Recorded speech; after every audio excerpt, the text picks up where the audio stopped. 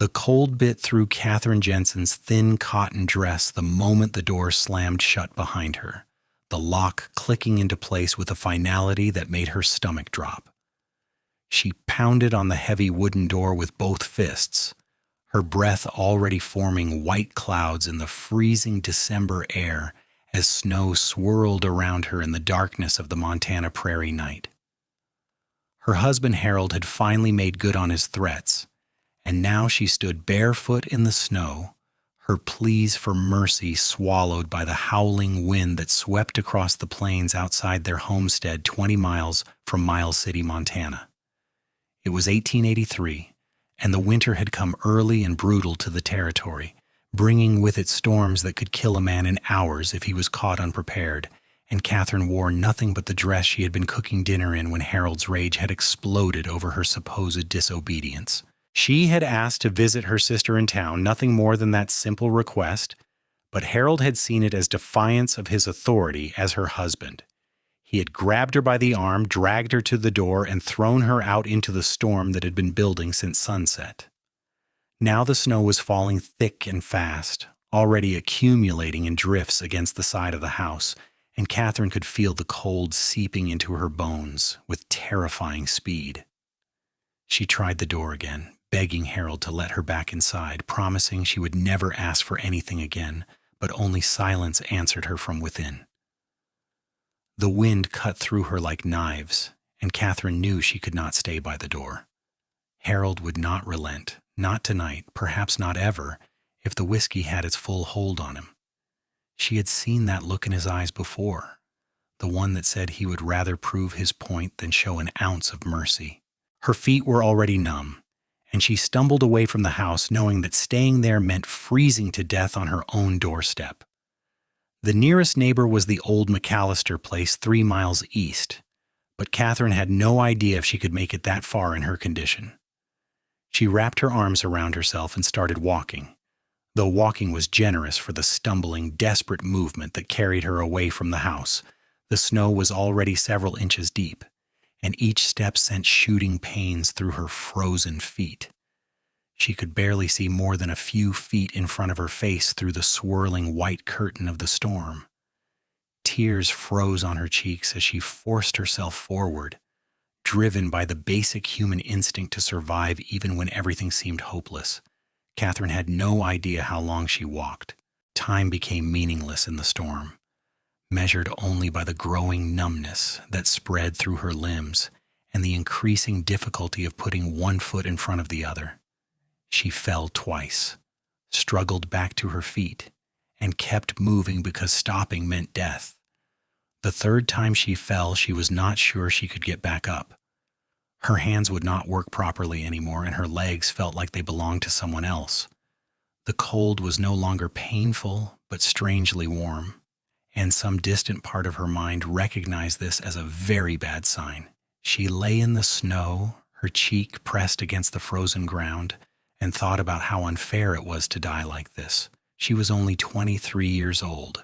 She had married Harold 2 years ago because her father had arranged it, because Harold had land and cattle and seemed like a good prospect. She had not known about his temper then, had not understood that the stern face he showed the world hid a cruel streak that came out behind closed doors. She had learned to walk carefully around his moods, to keep her thoughts to herself, to be the obedient wife he demanded. But it had not been enough. It would never have been enough. The sound of hoofbeats cut through the howl of the wind, but Katherine thought she must be imagining it. No one would be out in this storm. But the sound grew louder, and then a large shape loomed out of the swirling snow above her, a horse and rider materializing like ghosts from the white darkness. Strong hands grabbed her, lifted her, and she heard a man's voice saying something she could not quite make out through the fog that was filling her mind. "Madam, can you hear me? Madam, stay with me now." The voice was deep and urgent, and Katherine tried to respond, but her mouth would not form words. She felt herself being lifted onto a horse, felt the warmth of another body pressing against her back, and then they were moving. She drifted in and out of consciousness, aware only of the motion of the horse and the arms holding her securely in the saddle. When next she became truly aware, She was inside somewhere warm. She lay on something soft, and blessed heat was beginning to seep back into her frozen limbs along with excruciating pain. She cried out, and immediately the same male voice from before spoke close to her ear. "I know it hurts, but that's a good sign. It means you are not too far gone. Just hold on." Catherine forced her eyes open and found herself looking up at a stranger's face. He was young, perhaps 26 or 27, with dark hair and gray eyes that held genuine concern. He was rubbing her hands between his own, trying to restore circulation, and she realized she was wrapped in several thick blankets. They were in a small cabin, a fire roaring in the stone fireplace that took up most of one wall. "Who are you?" she managed to whisper, her voice hoarse. "Name is Vincent Owens, Bebaisney," he said. "I am a ranch hand working for the bar double T spread. I was heading back to the line shack after checking on some cattle when I spotted you in the snow. What in God's name were you doing out in this storm?" Catherine closed her eyes, shame washing over her along with the returning warmth. "My husband," she said quietly. "He locked me out." The hands rubbing hers stopped for a moment, and when Vincent spoke again, his voice had an edge to it. "He what?" He was angry. "I asked to visit my sister. He said I was defiant. He threw me out and locked the door." The words came out flat, emotionless, because if she let herself feel anything, she would break apart completely. Vincent muttered something under his breath that Catherine did not quite catch, though the tone made it clear it was not complimentary toward her husband. He continued working on her hands, then moved to her feet, which were in even worse condition. Catherine bit her lip to keep from crying out at the pain as circulation slowly returned. "You are lucky to be alive," Vincent said after a while. "Another hour out there and you would not have made it. As it is, I am worried about frostbite on your toes. I will do what I can, but you may need to see a doctor when the storm breaks." "Thank you," Catherine whispered. "Thank you for saving my life." Vincent looked at her then, really looked at her, and something in his expression made Catherine's breath catch despite everything she had just been through. There was kindness in his eyes, yes, but also anger on her behalf, and something else she could not quite name. "No man should treat his wife that way," he said quietly. "No man worth calling himself one anyway." They sat in silence for a while as Vincent continued tending to her frozen extremities. Catherine studied him when she thought he was not looking. He was handsome in a rugged way, with strong features and calloused hands that were surprisingly gentle. He wore typical ranch clothing, sturdy wool pants, and a heavy shirt, and his sheepskin coat hung on a peg by the door, dripping melting snow onto the cabin floor. "This is your line shack?" she asked eventually, needing to fill the silence with something other than her own thoughts. "For the winter, yes. I ride for the bar double T during the cold months. A few of us stay out in the line shacks, scattered across the range, keeping an eye on the cattle and making sure none get lost or caught in the weather. It is lonely work, but it pays decent." "Where are you from originally?" Vincent smiled slightly. "Texas originally, but I have been moving around for the last 5 years or so. Worked ranches in New Mexico, Colorado, Wyoming. Ended up here in Montana last spring and decided to stay through the winter. The foreman is a good man, and the work is steady."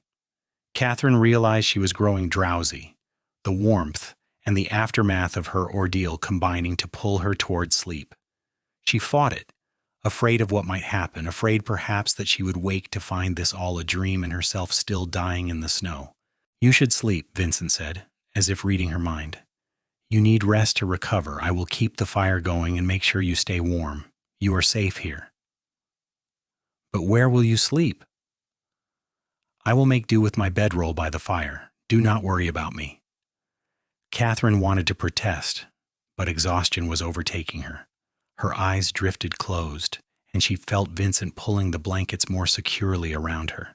The last thing she was aware of before sleep claimed her was the sound of him moving around the cabin, the crackle of the fire, and the howling wind outside that no longer had the power to hurt her.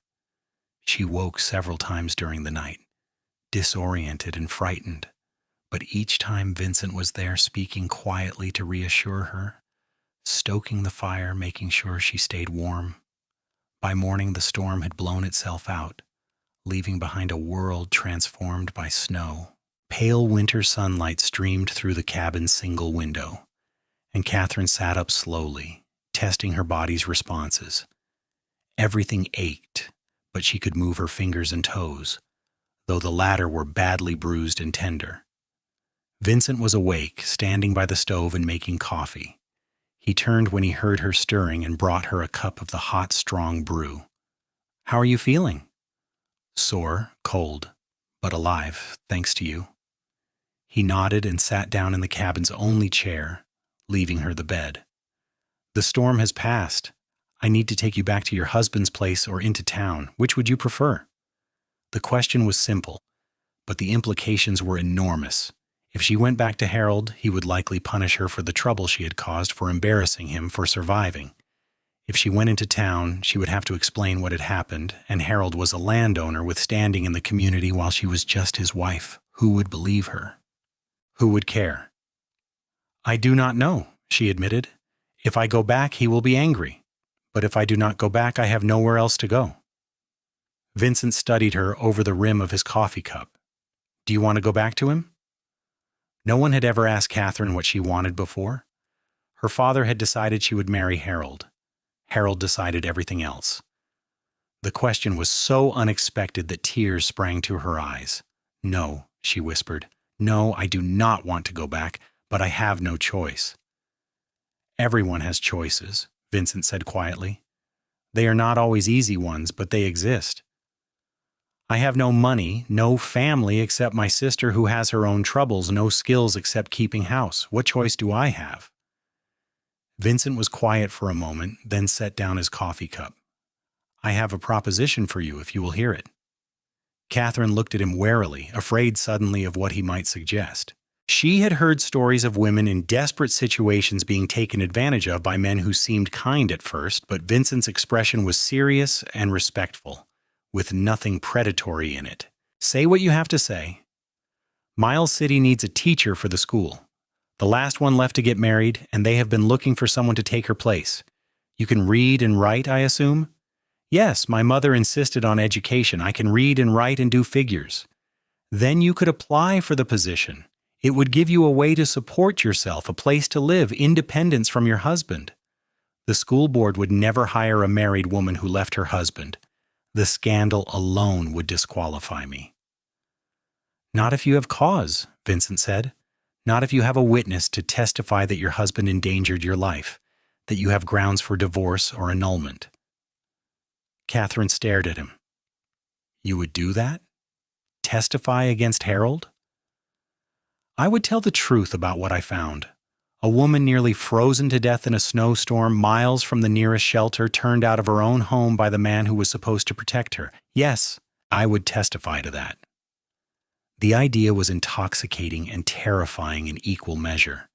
Catherine had never considered that she might be able to leave Harold, to have a life of her own, but the obstacles seemed insurmountable. Harold would fight it. He would make trouble. "Let him," Vincent said flatly. "I'm not afraid of your husband." They talked for the rest of the morning as Catherine grew stronger and the feeling fully returned to her extremities. Vincent made her eat some of the beans and cornbread he had in the cabin, insisting she needed food to recover. He told her more about himself, about growing up on a small ranch in Texas until drought and debt had forced his family to sell. His father had died shortly after, and his mother had gone to live with her sister in San Antonio. Vincent had been 18 then, and he had struck out on his own to make his way as a ranch hand and cowboy. "Do you ever think about settling down?" Catherine asked, "and having your own place again?" "Sometimes," Vincent admitted. "But land costs money, and I have been sending most of what I earn back to my mother. Maybe someday, if I can save enough." Catherine told him about her own life, about growing up on a small farm outside Miles City, about her mother dying when she was 15, and her father becoming increasingly strict and religious as he aged. She had 3 siblings, but her brother had gone east to seek his fortune, and one sister had died of fever. Only Lydia remained, married to a shopkeeper in Miles City and struggling to make ends meet while raising 3 small children. I wanted more than what my mother had, Catherine said quietly. She worked herself to death keeping that farm running while my father spent his days reading scripture and finding fault with everyone. When Harold came courting with his established homestead and his cattle, my father saw it as God's providence. I saw it as escape. I was foolish. You were young, Vincent said. You could not have known what kind of man he truly was. I think part of me did know, but I wanted to believe I could make it work, that I could be the perfect wife, and everything would be fine. I tried so hard, but nothing was ever good enough. He found fault with my cooking, my cleaning, the way I spoke, the way I looked, and when he drank, which was most nights, he became cruel. Not usually physically, though there were a few times, mostly with words, telling me how worthless I was, how lucky I was that he had agreed to marry me, how no one else would ever want me. Vincent's jaw tightened. He was wrong about all of that. Something in the way he said it made Catherine's heart skip. She looked at him, this stranger who had saved her life and was now offering her a way to save herself, and felt something shift inside her chest. It was too soon, too fast, too complicated, but she could not deny the pull she felt toward him. She pushed the feeling aside, telling herself it was just gratitude and the aftermath of trauma making her confused. By afternoon, they had made a plan. Vincent would take Catherine into Miles City rather than back to her husband's homestead. They would go first to see Reverend Matthews, who was also the head of the school board, and explain what had happened. Catherine would request shelter with her sister while applying for the teaching position. If Harold came looking for her, Reverend Matthews would mediate. It was not perfect, but it was better than going back to the homestead. Vincent saddled his horse, a sturdy bay gelding named Rusty, and helped Catherine mount. She still wore only her thin dress, now dry but hardly adequate for the cold, so Vincent wrapped her in his spare blanket and settled his coat around her shoulders. Then he swung up behind her, reaching around to take the reins, and they set off across the snow-covered prairie toward Miles City. The ride took several hours. The snow was deep in places, and Vincent had to pick their route carefully to avoid drifts and hidden obstacles. Catherine was intensely aware of his body pressed against her back, his arms on either side of her holding the reins. She could feel his warmth through the layers of fabric, could hear his steady breathing, and found herself leaning back against him without conscious thought. "You are shivering," Vincent observed at one point. "Are you too cold? Do we need to stop and build a fire?" "No, I'm all right. Just keep going.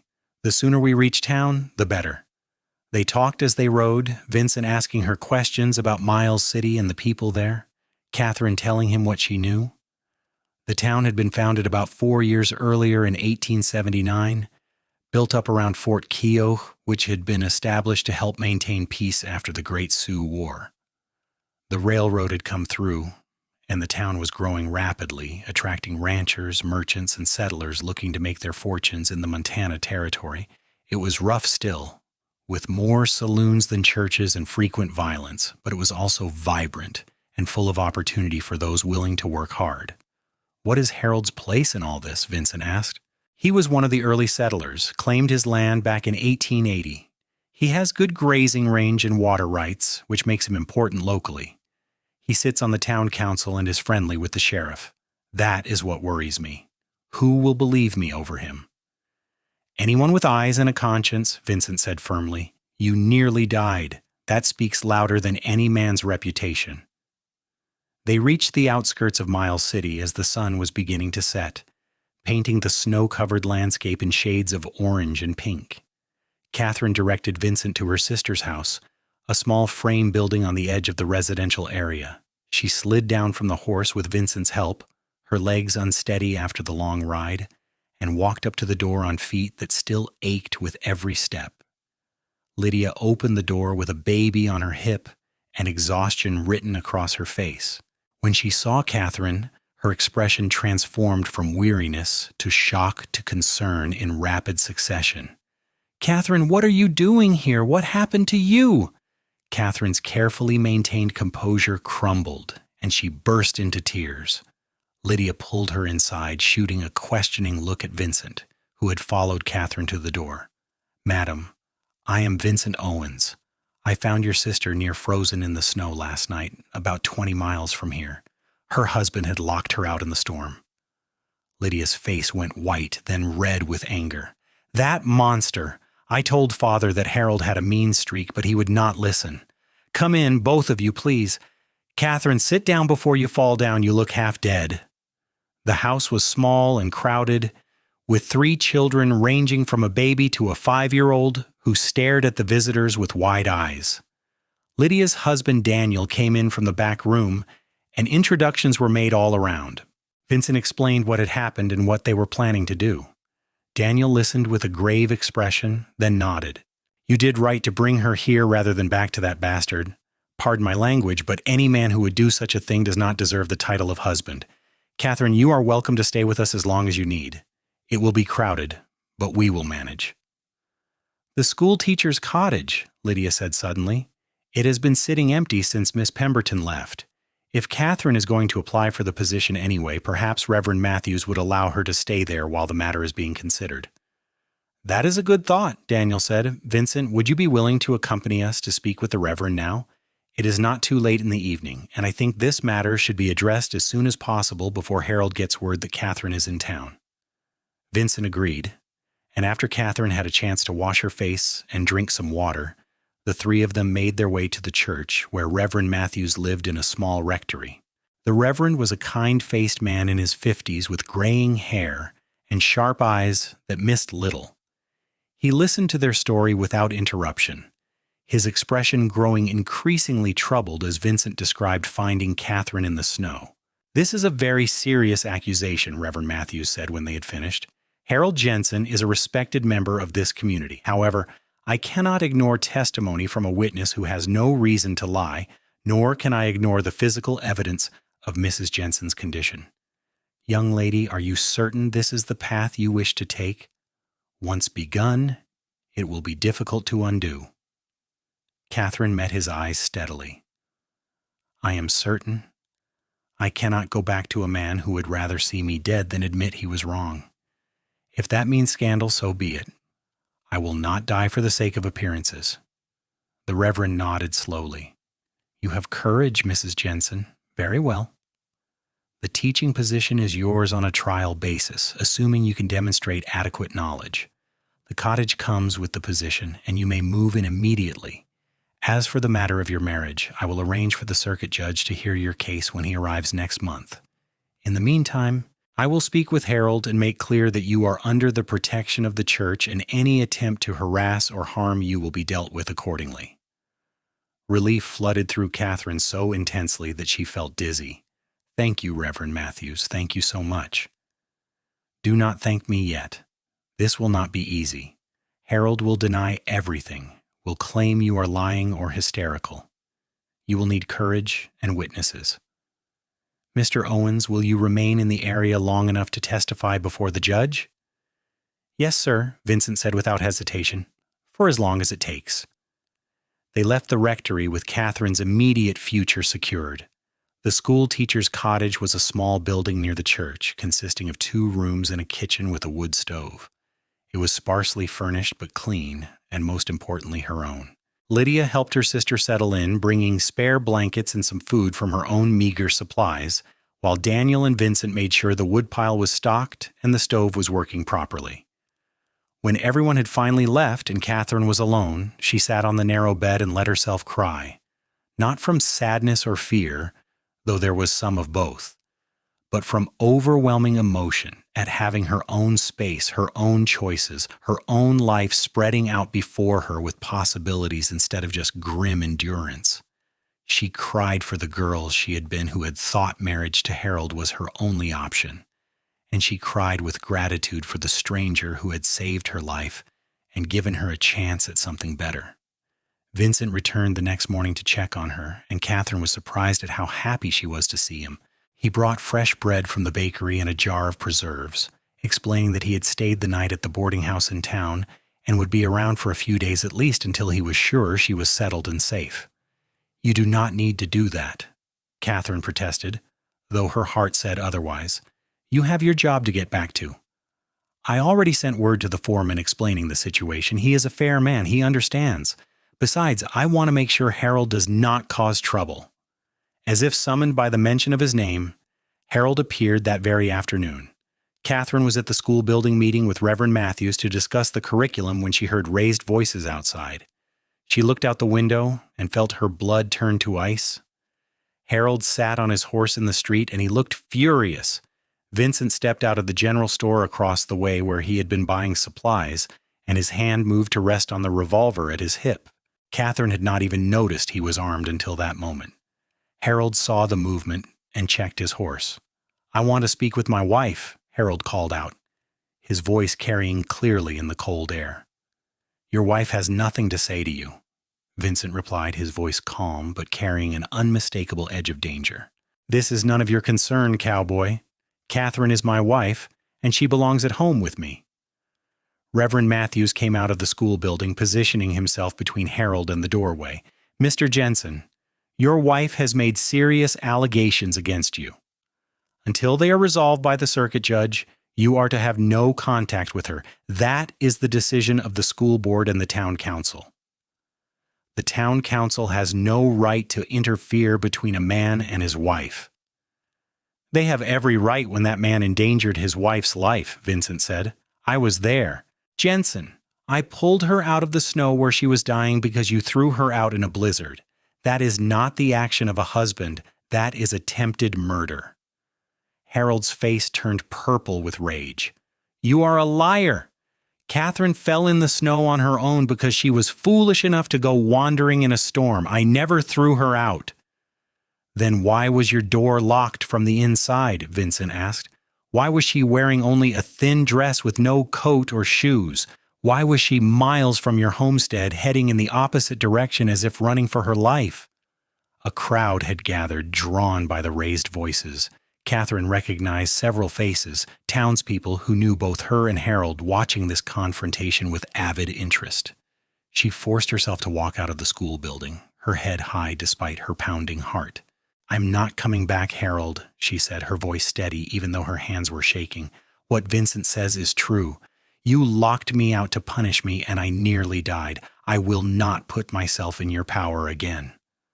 "You ungrateful witch," Harold spat. "I gave you everything, and this is how you repay me? By spreading lies and turning people against me?"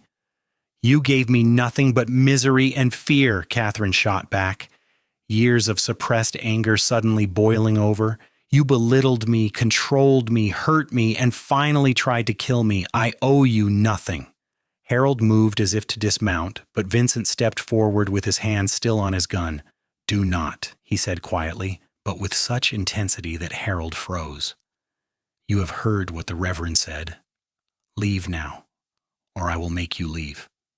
For a moment the two men stared at each other, and Catherine held her breath, terrified that violence would erupt right there in the street. Then the sheriff appeared, walking toward them with his hand also on his weapon. "There a problem here, gentlemen?" Reverend Matthews quickly explained the situation. The sheriff, a weathered man named Tom Blake, listened carefully and then turned to Harold. "I suggest you head home, Jensen. Your wife has made her position clear, and the Reverend is right that this is a matter for the judge now. Go home and let the law handle it." Harold looked around at the assembled crowd, at Vincent, who stood ready to draw, at the sheriff, who was clearly not going to side with him, and finally at Catherine, who met his gaze without flinching.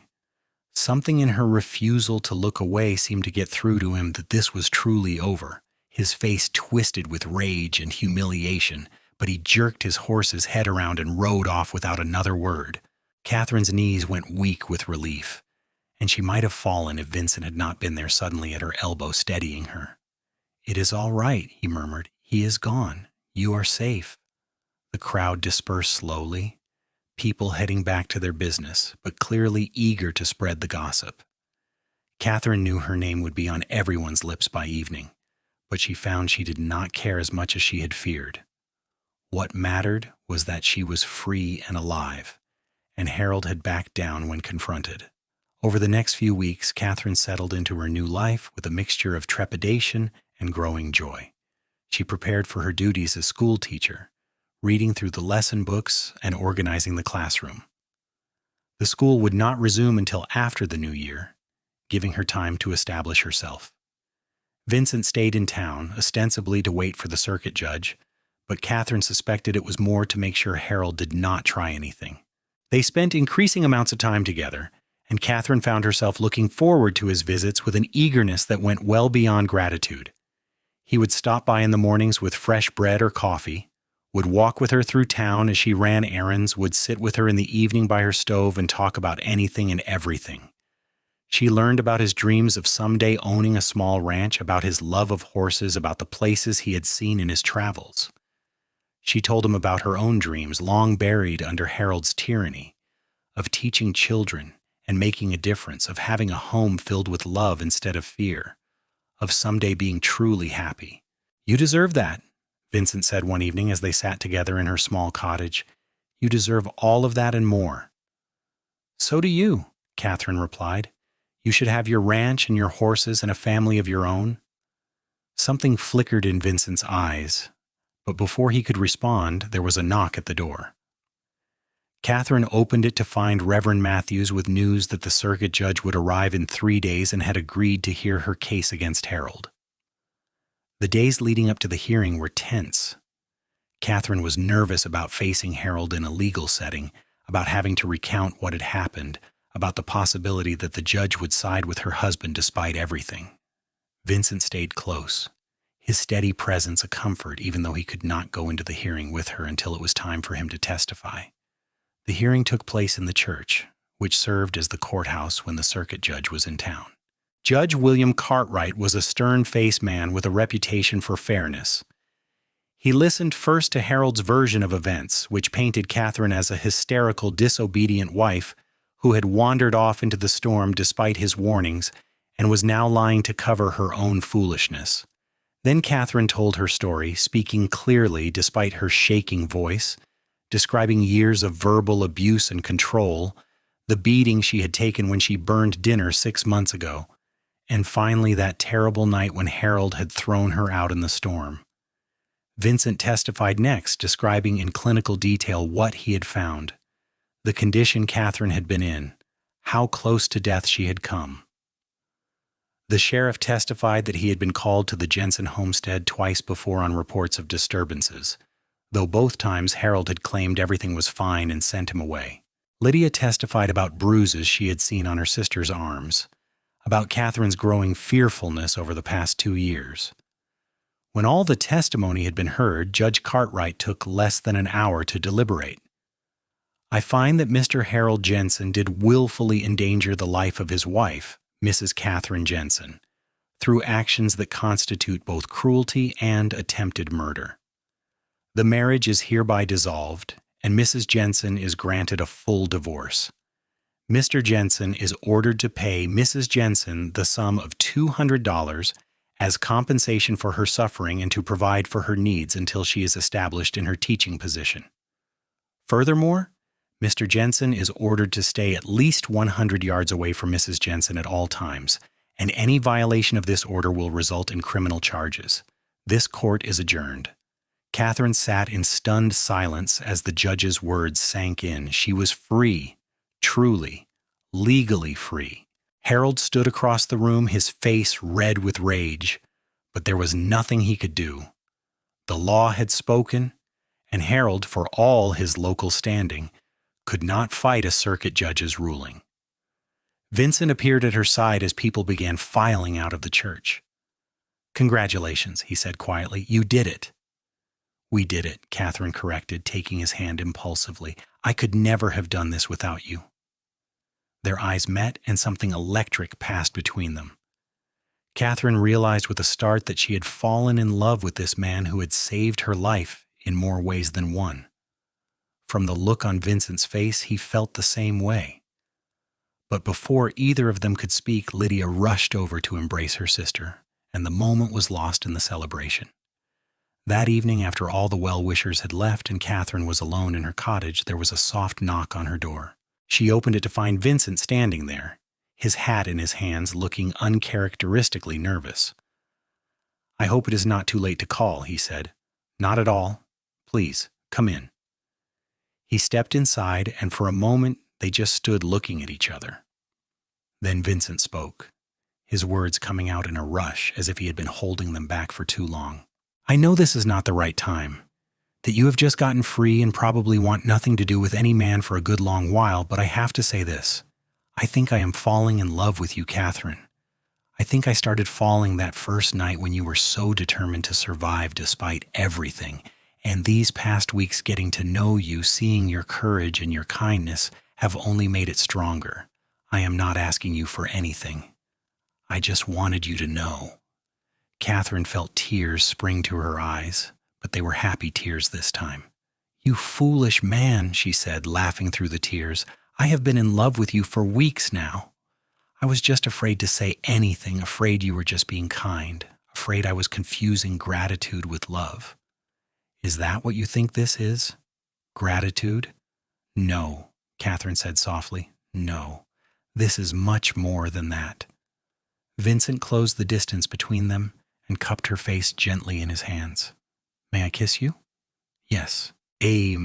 Catherine breathed, and then his lips were on hers, tender and careful and full of promise. It was her first real kiss, Harold having never been one for tenderness, and it made her heart soar. When they finally pulled apart, both of them were smiling. "I do not have much to offer you right now," Vincent said, "just a cowboy's wages and a dream of someday having my own place. But I will work hard, and I will never, ever hurt you.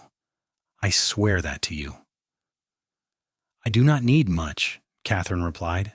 "Just honesty and kindness and love. Those are riches enough for me." They sat together by the fire, talking and planning and dreaming until late into the night. Vincent would return to his job at the bar Double T, but he would come into town whenever he could. Catherine would begin teaching when the school reopened in January. They would court properly, give themselves time to be sure, but they both knew in their hearts that they had already found what they were looking for. When Vincent finally left, promising to return the next day, Catherine sat alone with a heart fuller than she had ever imagined possible. She had faced death and survived. She had faced her abuser and won her freedom.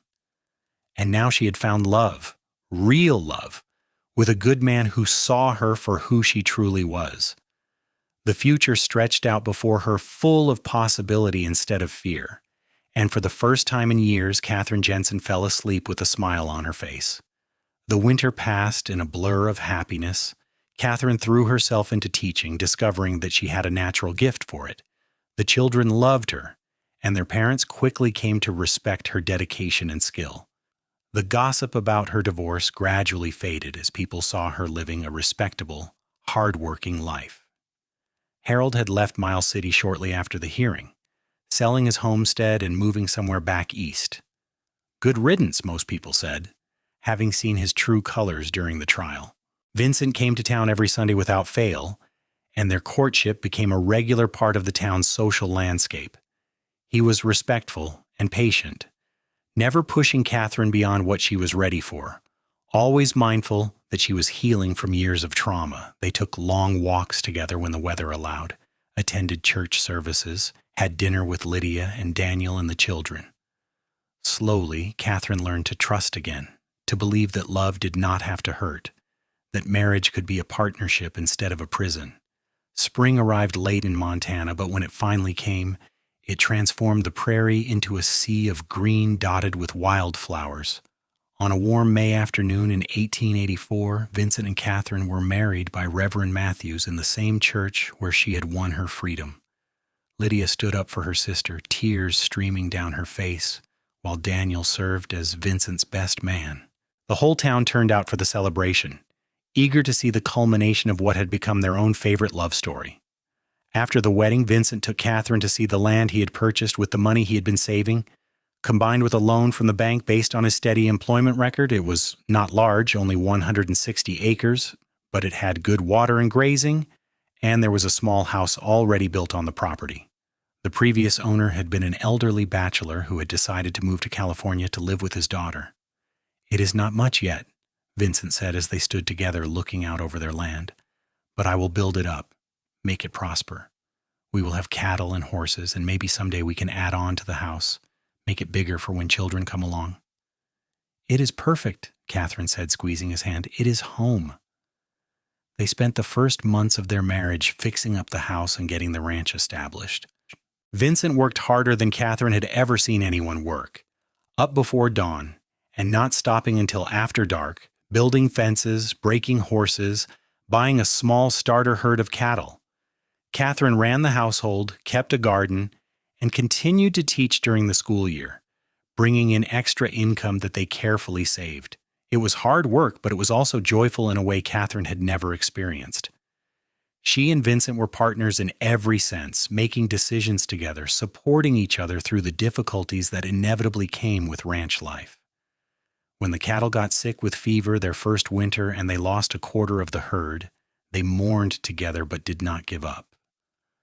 When a late spring snow nearly destroyed Catherine's garden, Vincent helped her replant.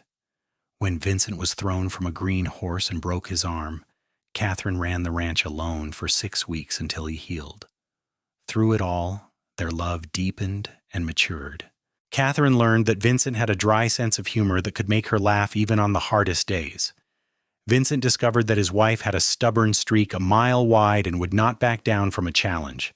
They had their disagreements, of course, but they talked through them like adults, never letting anger fester, never using words as weapons. In the fall of 1885, Catherine discovered she was pregnant. She had been feeling tired and queasy for weeks before she finally admitted to herself what it might mean. When she told Vincent, he picked her up and spun her around, laughing with pure joy before carefully setting her back down, suddenly worried he might have hurt her. "I am not fragile," Catherine laughed, though she was touched by his concern. "Women have been having babies since the beginning of time." "But this is our baby," Vincent said, placing his hand gently on her still flat stomach. "Our child. It is a miracle. The pregnancy was not easy." Catherine was sick for the first few months, and as she grew larger, the physical work of the ranch became increasingly difficult. Vincent insisted she give up teaching for the time being and hired a local boy to help with the ranch chores so Catherine could rest. She chafed at the inactivity at first, but as her time drew near, she was grateful for the help. Their son was born on a warm June morning in 1886, attended by the doctor from Miles City and Lydia, who stayed with Catherine through the long night of labor. When the baby finally arrived, squalling and red-faced and perfect, Vincent cried openly as he held his son for the first time. They named him Thomas, after Vincent's father, and he became the center of their world. Vincent was a devoted father, walking the floor with Thomas when he was colicky, helping change diapers without complaint, reading to him from the newspaper, even though the baby could not possibly understand the words. "I want him to know my voice," Vincent explained when Catherine teased him about it. "I want him to always feel safe and loved." Catherine watched her husband with their son and fell even more deeply in love with him. This was what family was supposed to be, she thought. Not fear and control, but love and support and shared joy. She thought sometimes about that frozen night in the snow, about how close she had come to never experiencing this, and said a silent prayer of thanks for Vincent finding her. The years passed in the steady rhythm of ranch life. They had 2 more children, a daughter named Margaret, born in 1888, and another son named Daniel, born in 1891. The ranch prospered, growing from their small starter herd to a respectable operation that provided a good living. They built an addition onto the house as Vincent had promised, adding 2 more bedrooms and a proper parlor. Catherine returned to teaching part-time once all the children were in school, finding satisfaction in shaping young minds. Life was not without its challenges. There were droughts and hard winters, cattle rustlers and sick livestock, the normal trials of making a living from the land. Thomas turned out to have his mother's stubborn streak and went through a rebellious phase as a teenager that tested everyone's patience. Margaret was shy and struggled socially until she found her confidence. Daniel was a sickly child who required extra care and worried them constantly until he finally grew stronger around age 7. Through it all, Vincent and Catherine faced each challenge together. They celebrated their 10th wedding anniversary with a party that brought neighbors from 20 miles around. On their 15th anniversary, they took all three children to the territorial fair in Billings, a grand adventure that the children talked about for months afterward. By their 20th anniversary in 1904, Montana had become a state. Their children were nearly grown, and the ranch that had started as a dream was now a thriving reality. On a summer evening in 1905, Vincent and Catherine sat together on the porch of their house, watching the sun set over the prairie. Thomas was 20 and working the ranch alongside his father, already talking about starting his own place one day. Margaret was 17 and in her last year of school, with plans to become a teacher like her mother. Daniel was 14 and passionate about horses, spending every spare moment training and breaking the wild mustangs that still roamed the territory. "Do you ever think about that night?" Vincent asked quietly. "The night I found you?" "Sometimes," Catherine admitted. "Not with fear anymore, but with gratitude. Everything good in my life now came from surviving that night, from you finding me when you did." "I think about it too," Vincent said. "I think about how close I came to not going out that night, to staying in the line shack and waiting out the storm. If I had made that choice, I never would have found you. We would never have had this life together, these children, this home." Catherine took his hand, their fingers intertwining automatically after so many years together. "But you did go out.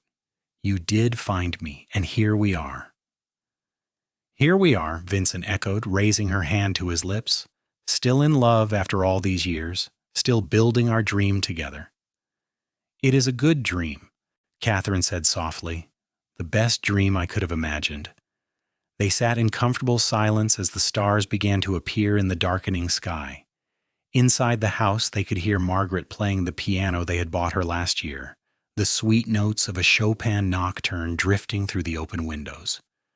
From the barn came the sound of Daniel talking to one of his horses, his voice gentle as he worked to calm the skittish animal. Thomas came walking up from the south pasture, his easy stride so much like his father's, whistling a tune as he headed toward the house. This was the life Catherine had been fighting for that terrible night in the snow, though she had not known it then. She had been fighting just to survive, but survival had led to freedom, and freedom had led to love, and love had created this beautiful, complicated, joyful life. The scars from Harold's cruelty had faded over the years, healed by Vincent's patient love and her own growing strength. She was no longer the frightened girl who had pounded on a locked door, begging to be let in. She was a woman who had built her own life, made her own choices, loved deeply, and been deeply loved in return. Vincent pulled her close, and Catherine rested her head on his shoulder, breathing in the familiar scent of him mixed with horse and hay and the good Montana earth. "I love you," she said, the words as easy and natural as breathing after 2 decades of marriage. "I love you too," Vincent replied, "today and always." Inside the house, Margaret transitioned from Chopin to a livelier tune, and they heard Thomas join her, adding his voice to the melody. Daniel's laughter rang out from the barn as one of his horses did something amusing. The sounds of their family, healthy and happy and whole, were sweeter than any symphony. As the last light faded from the western sky and the first stars blazed bright overhead, Catherine thought about the journey that had brought her here. From that frozen night of despair to this warm evening of contentment had been a long road, but every step had been worth it. She had survived. She had fought for her freedom. She had found love, and she had built a life filled with purpose and joy and the deep satisfaction of knowing she was exactly where she was meant to be. The future stretched ahead with all its uncertainty, but Catherine faced it without fear. Her children would grow and make their own way in the world. The ranch would continue to thrive under Thomas and Vincent's care. She would keep teaching, shaping young minds, and passing on her love of learning. And through it all, she would have Vincent by her side, her partner, her love, her home. That night in the snow had nearly been her ending, but instead it had become her beginning. The cowboy who found her near frozen had given her more than just her life. He had given her hope, love, and a future brighter than any she had dared to dream. And as Catherine sat on her porch with her husband's arm around her and the sounds of their children drifting through the Montana evening, she knew with absolute certainty that she was blessed beyond measure. Years later, when they were old and gray, their grandchildren would ask them to tell the story of how they met. Vincent and Catherine would look at each other with the secret smile of two people who had shared a lifetime together, and they would tell the tale of a desperate woman lost in a snowstorm and a cowboy who found her just in time. They would speak of courage and second chances, of love that healed old wounds and built new dreams, and always Catherine would end the story the same way, looking into Vincent's eyes with all the love of 4 decades together shining in her own. "He saved my life that night," she would say, "and every day since, he has given me reasons to be grateful he did." That was the truth of it, simple and profound. From the depths of despair to the heights of joy, from near death to abundant life, Catherine's journey had been extraordinary. But what made it truly remarkable was not the dramatic rescue or the escape from a cruel husband. It was the steady, faithful, enduring love that had grown between two people who had found each other when they both needed it most. In the end, that was what mattered. Not how the story began, but how it continued, day after ordinary day, year after ordinary year, building something beautiful and lasting from what had started as a chance meeting in a snowstorm.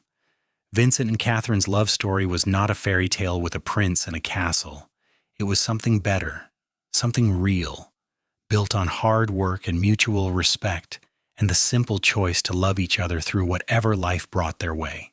And that, Catherine thought, on the day of their 50th wedding anniversary in 1934, surrounded by children and grandchildren and even a few great-grandchildren, was the best happy ending anyone could ask for. Not perfect, not without its trials and sorrows, but real and true and theirs. She looked at Vincent, now 77 years old but still standing tall, still looking at her with love in his eyes, and knew that she would not change a single moment of the life they had built together. The cowboy had found her near frozen in the snow half a century ago, but he had warmed her with more than just fire and blankets. He had warmed her with kindness and respect and a love that had never faltered. And in return, she had given him her heart, her trust, and a lifetime of devotion. Together, they had built a legacy that would outlive them both, written in the lives of their descendants and the land they had tended so carefully. As the sun set on their anniversary celebration and their family gathered around them, Catherine took Vincent's hand one more time. His grip was not as strong as it once had been, and his hands bore the marks of a lifetime of hard work, but his touch was still the one that made her feel safe and loved and home.